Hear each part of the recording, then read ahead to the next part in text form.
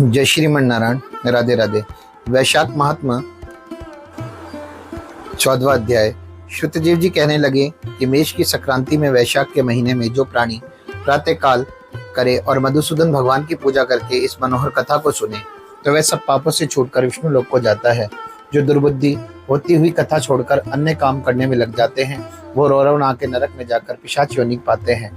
यहाँ हम एक प्राचीन इतिहास कहते हैं। यह इतिहास पाप दूर करने वाला, पवित्र करने वाला, धर्मवर्धक और तत्काल सेवनीय है। प्राचीन काल में गोदावरी के किनारे ब्रह्मेश्वर क्षेत्र में ब्रह्मनिष्ठ बड़े परम हंस दुर्वासा ऋषि के 2 शिष्य रहते थे। वे सदा उपनिषद शास्त्रों में निष्ठावान थे। उन्हें किसी से कुछ उपेक्षा नहीं थी। भीख मांगकर जो कुछ मिलता उसी को खाकर पर्वत की गुहा में पड़े रहते थे। वे दोनों तीनों लोक में सत्यनिष्ठ और तपोनिष्ठ नाम में से विख्यात हुए। इनमें सत्यनिष्ठ तो सदा भगवान की कथा में तत्पर रहता था। कोई श्रोता और वक्ता न होता तो वह मुनीश्वर स्वयं कर्मों में तत्पर रहता था, परंतु जब कोई श्रोता होता तो वह स्वयं कथा कहने लगता था। जब कोई उस पुण्य रूपी कथा की व्याख्या करता तो संपूर्ण कर्मों को छोड़कर कथा सुनने लग जाता था। जो तीर्थ और देवताओं के मंदिर अत्यंत दूर थे उन विक्षेप करने वाले संपूर्ण तीर्थों को छोड़कर स्वयं दिव्य कथाओं का श्रवण करता और श्रोताओं को स्वयं कथा सुनाता था। हे राजन, वह बिना कथा श्रवण किए अन्न ग्रहण नहीं करता था। जो वक्ता रोग से पीड़ित होकर अपने घर में कथा करता था वह मुनि कूप जल से स्नान करके उसकी कथा सुनता था। कथा समाप्त होने पर अपने नित्य कर्म करता था। जो मनुष्य ऐसे कथा सुनता है और उसका जन्म के बंधन नहीं व्यापते तथा विष्णु भगवान में सच्ची भक्ति उत्पन्न होती है और अति दूर हो जाती है और विष्णु भगवान में स्नेह और साधु महात्माओं में सुहृदयता उत्पन्न होती है। निरंजन निर्गुण ब्रह्म उनके हृदय में आकर विराजते हैं। जो पुरुष ज्ञानहीन है उनके सब कर्म नष्ट हो जाते हैं। जैसे अंधे के हाथ में दर्पण व्यर्थ होता है वैसे ही बिना ज्ञान के प्रयोग किए हुए कर्म भी फल निष्फल हो जाते हैं। जो महात्मा बहुत कर्म करते हैं उन्हें सत्व बुद्धि मिलती है।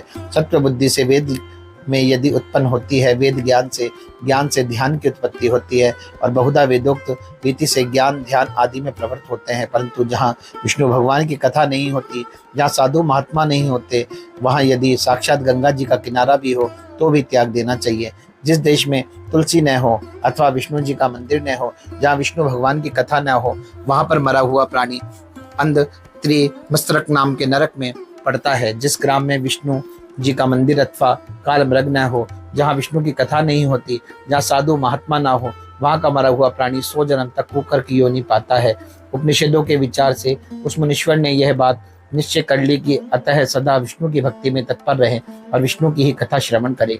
कथा सुनने से अधिक और किसी काम को न माने। और दूसरा जो तपोनिष्ठ था वह बड़ा दुर्ग्रही और कर्मनिष्ठ था।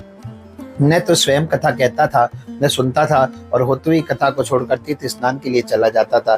हे राजन, तीर्थ पर होते हुई कथा को इस तरह से छोड़ देता था कहीं तप में विघ्न ना हो। श्रोता और वक्ता कोई भी उसके कर्मनिष्ठ के निकट होकर गृह कार्य के लिए नहीं निकलते थे। वह दुरात्मा दुर्बुद्धि ऐसे ही समय बिताता था। न जिह्वा से विष्णु कहता था न कानों से सुनता था। विष्णु भगवान की कथा न सुनने से तथा अपनी मूढ़ता और दुराग्रह से जब उसने अपना शरीर छोड़ा तब वह शमी के वृक्ष पर त्रिकर्ण नाम का महाबल पिशाच हुआ। आश्रयहीन क्षुधा से व्याकुल हो उसका कंठ, ओष्ठ और तालु सूख गए। ऐसे ही अत्यंत दुख भोगते हुए उसने 10 सहस्त्र वर्ष बीत गए। कहीं भी उसे अपना कोई रक्षक नहीं दिखा देता था। भूख से व्याकुल अत्यंत दुखी हो वह अपने किए हुए कर्मों पर विचार करता हुआ उन्मत्त की तरह घूमने लगा। भूख के मारे इधर उधर भटकता रहा, कहीं भी निवृत्ति न हुई। उस अक्रात्मा की देह पर पवन अग्नि के समान लगता था। जल काल अग्नि के तुल्य फण पुष्पादि विष के सदृश मालूम होते थे। उस प्रकार उस दुर्बुद्धि की कर्मठ को कहीं भी सुख प्राप्त न हुआ। इसी प्रकार वह उस सुनसान वन में फिरता था।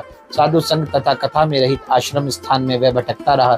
कदाचित देव योग से सत्यनिष्ठ पैटनिसीपुरी में आया। मार्ग में दुख से पीड़ित छिन्न कर्ण नाम का पिशाच को देखा। माँ क्षुधा से आतुर अपनी आत्मा को द्रवित करता हुआ बुरी तरह से रोता था। उसे देख मुनीश्वर कहने लगे, डरो मत, तू कौन है? तेरी यह दशा कैसे हो गई? अब यह आगे तुझे दुख नहीं होगा। जब सत्यनिष्ठ ने ऐसा आश्वासन दिया तो छिन्न कर्ण अत्यंत व्याकुल होकर कहने लगा, हे प्रभु, मैं दुर्वासा का शिष्य तपोनिष्ठ नाम का यति हूँ। मैं ब्रह्म क्षेत्र में निवासी बड़ा दुर्ग्रही कर्मिष्ठ था। कर्मों के लोप हो जाने के भय से मैं अपनी मूर्खता, अपनी बुद्धि से महात्माओं की होती हुई विष्णु कथा का आदर नहीं किया और कर्मों को काटने वाली कथा में श्रोताओं को कभी नहीं सुनाई। उसी कर्म के घोर परिणाम से मेरी मृत्यु हुई है और मैं छिन्न कर्ण नाम का पिशाच वन में दुख अत्यंत व्याकुल हुआ हूँ। मुझे इस घोर दुख से छुड़ाने वाला कोई नहीं है। मार्ग में जाते हुए तुम्हें देखकर मेरा भाग्य फिर गया। मेरे पाप जाते रहे। आज मेरे ऊपर सब देवता, गुरु, साधु संतुष्ट हुए हैं। आज हरि भगवान मेरे ऊपर प्रसन्न है जो आपके दर्शन हुए।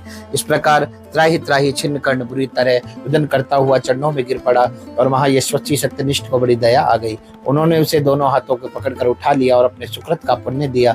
वैशाख मास के महत्व को क्षण भर सुनने का फल दिया, जिससे उसके पाप तत्काल दूर हो गए। इसी से पिशाच की देह छोड़कर दिव्य देह धारण कर दिव्य विमान में बैठकर महामुनि को प्रणाम कर आमंत्रण और परिक्रमा करके विष्णु लोक को जाता हुआ सत्यनिष्ठ पैठनीसीपुरी को जाता हुआ बारंबार महात्मा श्रवण की चिंता करता हुआ श्रुतदेव जी बोले, जहाँ शुभ फल के देन हारी, सब लोग के पाप दूर करणहारी है विष्णु भगवान को कथा होती है, वहाँ ही संपूर्ण तीर्थ और अनेक क्षेत्र आए जाते हैं। जहाँ विष्णु भगवान की कथा रूपी नदी बहती है, उस देश में वास करने वाले के हाथ में मुक्ति रहे, इसमें कोई संदेह नहीं है। जय श्रीमन नारायण। राधे राधे।